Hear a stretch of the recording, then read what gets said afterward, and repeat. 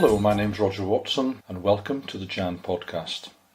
These occasional podcasts will be a miscellany of my reflections on working as an editor-in-chief, some hot topics in academic publishing, and occasional contributions from guest editors.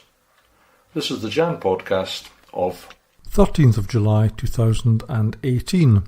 The value of trusting no one and using similarity checkers.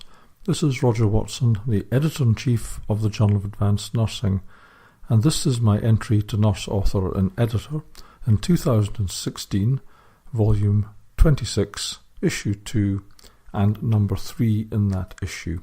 It's now routine in most universities that students are required to submit a similarity report, normally done using the platform Turnitin, although other software is available.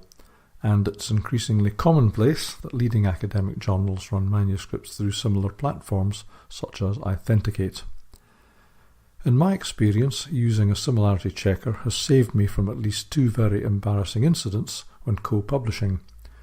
Regardless of how much information you provide and how dire you make the consequences, it seems that some people either do not believe you or willfully defy you. In one of the above incidences, the similarity checking was carried out by the journal to which we submitted a co-authored manuscript, largely written by my colleague, and the editorial office drew the similarity to our attention. The incident prompted me to check another co-authored manuscript prior to submission, which revealed an unacceptable level of similarity. Needless to say, there was a full and frank discussion of how serious these incidents were, and had the manuscripts been published and the similarity then discovered, how damaging this could have been to my career. Since then, I have made similarity checking a routine prior to submission, if I've got the slightest doubt about the originality of the material I'm reading in a co-authored article. My attitude otherwise, when I see retractions of correspondence about similarity in academic journals, has been there but for the grace of God, until now. I was shocked recently to have a substantial level of similarity in one of my published co-authored articles drawn to my attention. The allegation was serious and up to that point accurate. Our article contained a paragraph from another paper, one we had cited, reproduced verbatim. I had no suspicion about the work at the time of submission, and this preceded my more frequent checking for similarity. The incident taught me that there is at least one other situation when similarity checking is worthwhile prior to submission, and that's when translators have been used. Our original manuscript was written in Turkish and then translated professionally into English, and it transpires that the translator had simply lifted a whole section out of one of the background articles.